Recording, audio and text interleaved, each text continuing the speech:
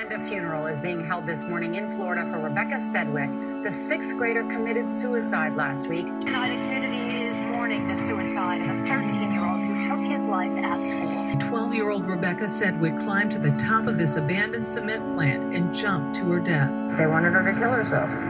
You haven't killed yourself yet? Would you please just die? They got what they wanted.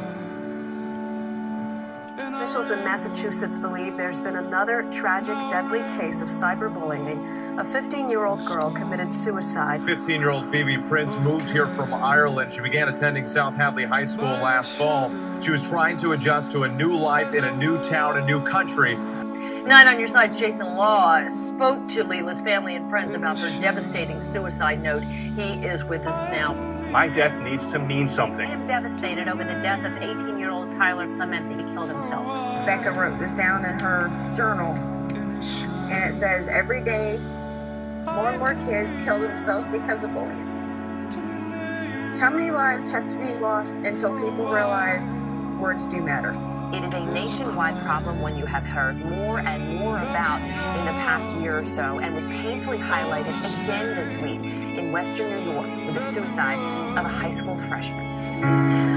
I don't know if any of you know this, but we lost a little monster this week. Amanda Todd, a teenager from Canada, had put out a video on YouTube, and eventually she took her own life.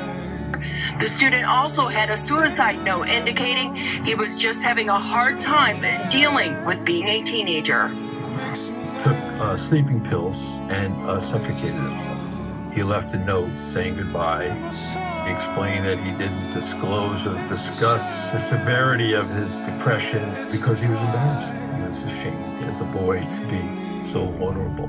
I don't want your cousins and your friends to be the ones who feel guilty for the rest of their lives because they couldn't reach you and that you didn't feel comfortable talking to them. Pain of that day never goes away. All that is needed for the forces of evil to triumph is for good men and women to do nothing. This is real, and we need your help. Anyone can support a friend. Anyone can get the help they need. Anyone can look out for others around them. Anyone can be a hero. It gets better. It gets better. It will get better. It gets better. It gets better. It gets better. I lost someone close to me to suicide. You're not a victim. You're a lesson to all of us. Let's do this one for Jamie. It's really important that you let people know what's going on because there is nothing in your life that is unfixable.